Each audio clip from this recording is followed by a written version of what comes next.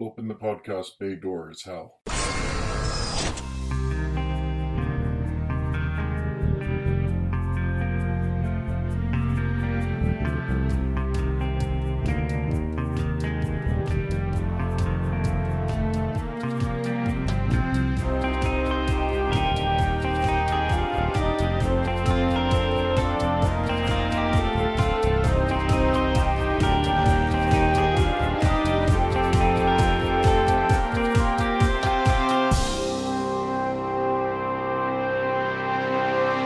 Hello everyone, and welcome to episode 196 of Welcome to Geektown. I'm your host, Kurt Onstead. I've been a proud geek all my life, being into role-playing games, board games, sci-fi, fantasy, and especially superheroes and comics. And I want to help others join me in those pursuits, but I found that sometimes people can get overwhelmed or feel left out because they don't already have what some consider the requisite knowledge to be considered a fan. And that's where Welcome to Geektown comes in. Here you can ask your questions without feeling like a gatekeeper is calling you out for not yet being fully versed in every aspect of your new interest. I want to start by apologizing to my listeners for going missing for a few weeks. I got the worst illness I've had in my lifetime, and it laid me up for 3 weeks straight. Trust me when I say you would not have enjoyed any podcasts I put out during that period unless you like bad Tom Waits impressions. But I finally recovered, so we march on once again. Thankfully, I'm getting this latest episode in before the end of December, so my patrons do get their monthly shoutout. Thank you, as always, to Mike Sterling, Justin Bailey, Lily and Sam Breen, Jesse Clark, Ricky Garvin, Rob Garrison, Aaron Woodward, Aaron Borst, Carla Hoffman, Julio Herrera, and Matthew Saint. Remember, it's just $1 per month to get this monthly shoutout and extra audio content, which includes bloopers and scripts of written episodes like this one. We are once again continuing on with the lesser-known X-Men series as I attempt to wrap up this iteration of Welcome to Geektown. We've reached October 2006, where 3 more villainous characters were recruited onto the team by Rogue in X-Men number 192. I'll be skipping over Sabretooth, as I don't think he fits into the lesser-known category, and we'll start this episode by looking at the history of Lady Mastermind. Lady Mastermind is the daughter of the original Mastermind, Jason Wyngarde. He's best known for using his mental illusion powers to help the Hellfire Club corrupt Phoenix, Jean Grey, and turn her against the X-Men, which led to her becoming the Dark Phoenix. His daughter, Regan Wyngarde, took her father's codename, adding Lady to the title, as she shared both his telepathic powers and his manipulative nature. She first appeared in December 2001's Extreme X-Men number 6, written by the legendary Chris Claremont with art by Salvador Larroca, where she used her powers to trap Sage in an illusion. Even after Sage knocked her out, her illusion stayed active, which makes her even more powerful than her father. Eventually, Sage, with the help of Lifeguard, who you may remember from episode 185, broke free of the illusion by reflecting Regan's powers back in on herself, which left Lady Mastermind in a vegetative state. Regan remained in a coma until Seraphina, one of the Children of the Vault, a group raised in an enclosed space aboard a cargo ship where time acceleration technology was used to evolve them into superhumans that neither qualify as mutants or humans, but a separate third species.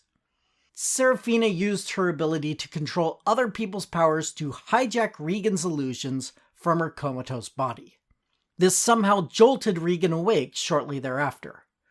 Rogue recruited her onto her strike team despite Cyclops' objections. At the time, Rogue was in charge of the team that went out into the field, while Cyclops led the team guarding the mansion.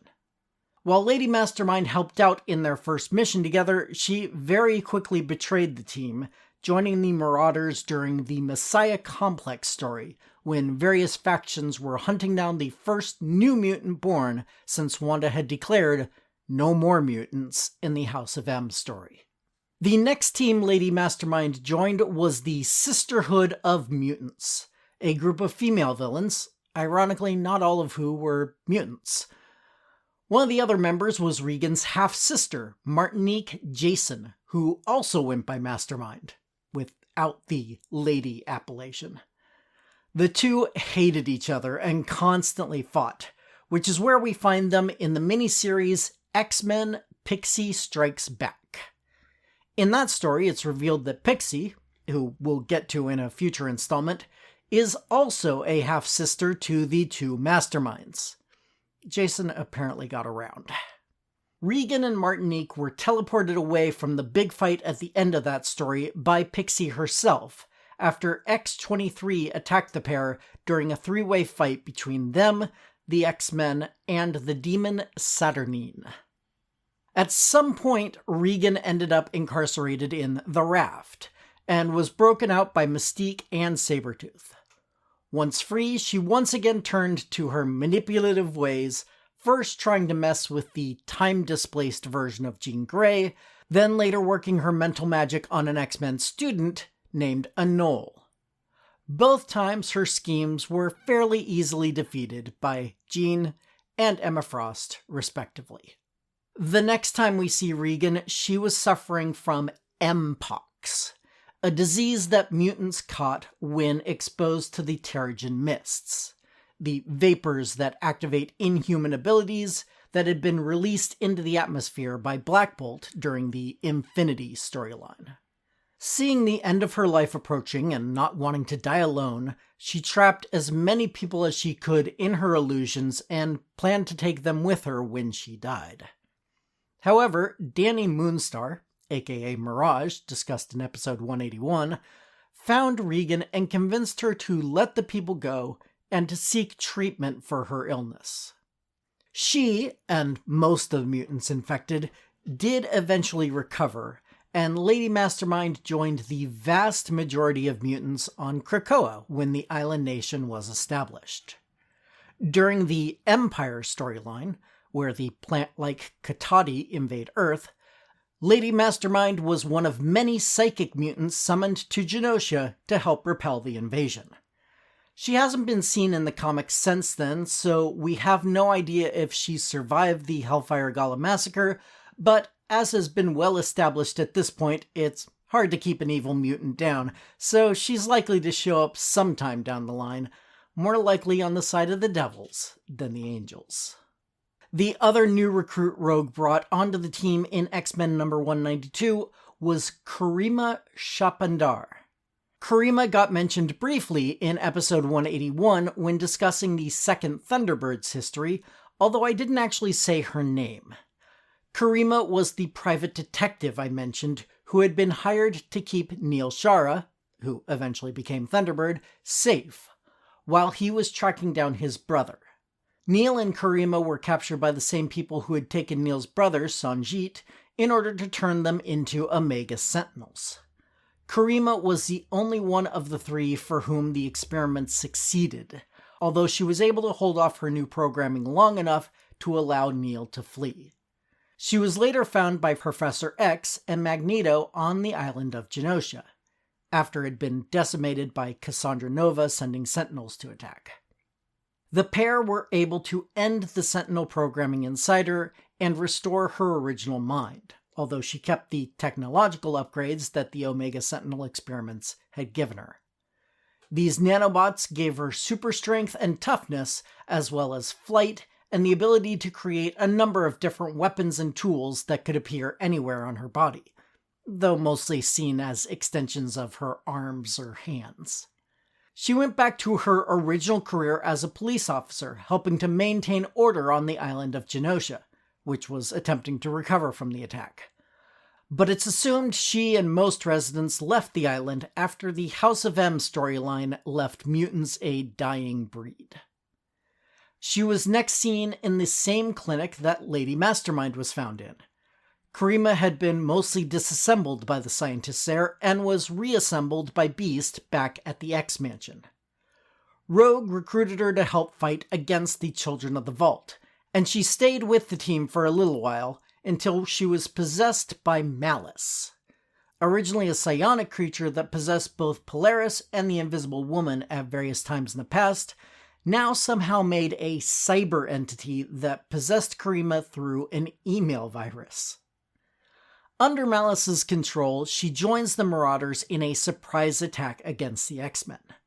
She fights alongside them as they attempt to find Hope, the baby mutant at the center of the Messiah Complex storyline mentioned earlier. During the final battle of that arc, Karima is stabbed by Pixie's soul dagger, which dislodges the Malice entity, leaving Karima herself again, although she has no memory of her time under Malice's control. She spends some time with the Acolytes, a group of mutants that once worshipped Magneto, but relocates to San Francisco when that group disbands. She's recruited onto a new X-Men team by Cyclops, but soon thereafter her Sentinel programming starts to reassert itself, first accidentally attacking Colossus, then later attacking Hellion, an X-Men trainee who's never officially part of the team, and Hope not long thereafter. Her human side resurfaces for a moment and takes the opportunity to ask Hellion to kill her. While she isn't killed by Hellion's telekinetic attack, the massive damage leaves her in a coma, and she's put into a stasis tank thereafter. Unfortunately, this is not the last time Karima is controlled by another entity, as her body is reactivated and possessed by the sentient bacteria known as Archaea. The possessed Omega Sentinel hunts down John Sublime, another sentient bacteria who is somehow the brother of Archaea, to try to kill him. But before she's able to do so, Karima regains control once again long enough to get Psylocke to stab her with her psychic knife, purging Archaea from her body.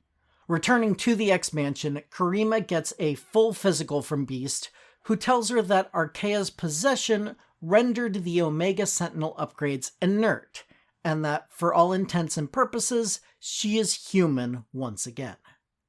She stayed with the X-Men for a while after that, despite her lack of powers, but eventually left, giving the impression as she went that she would once again seek out a job with the police.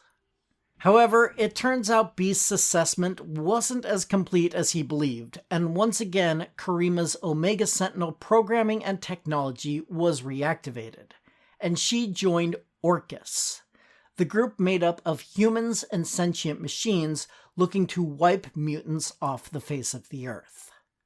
She was part of the front line attacking Krakoa during the Hellfire Gala massacre, and sided with Nimrod when the advanced machine betrayed the human faction of Orcus and attempted to destroy Earth's atmosphere, which obviously would have killed both humans and mutants. The X-Men were able to stop the attack, and in the fight, Psylocke once again stabbed Karima with her psychic dagger, dislodging the Sentinel programming and allowing an extremely regretful Karima to reassert herself once again. We haven't seen her since then. Hopefully she'll get to live in some sort of peace for a while, without the cycle of losing and regaining control of herself intruding on her life once again. But for now, we'll just have to wait and see. Both of these characters had fairly long stories to tell, so we'll cut things off here. Hopefully, I'll be able to squeeze in 3 characters in the next installment of this feature. If so, we'll be able to discuss Pixie, Lady Mastermind's half-sister, along with a humanoid skunk-looking alien named Hepzibah, and a mutant that can create psionic armor around herself who takes the name Armor. Hey, no one said mutant names had to be creative. If all goes according to plan, that will be in 2 weeks, although that could be superseded by other topics you want me to cover before the end of this version of the show. You can still send those, or general feedback on the show, via email to welcome2geektown, all spelled out, @gmail.com. Or you can go to the website, welcome2, the number 2 in this case, geektown.com, and click the Submit a Question link if you'd prefer to remain anonymous. You can also reach me at Blue Sky at welcome2geektown.bsky.social. Also, if you'd like to support the show directly, why not become a patron at patreon.com/welcome to Geektown for just $1 per month to get access to full scripts of the shows, outtakes, and a monthly shoutout. You can also help the show grow by subscribing and giving a 5-star review over on Apple Podcasts to join the Geektown City Council, which helps other people find the show so we can all tell them, welcome to Geektown, population, us. Welcome to Geektown is written, narrated, edited, and produced by me, Kurt Onstead. Theme music is by Aaron Levitz, logo art by Archie Santana. All of their sound clips are the copyrighted material of their respective owners, and no infringement is intended, falling into fair use.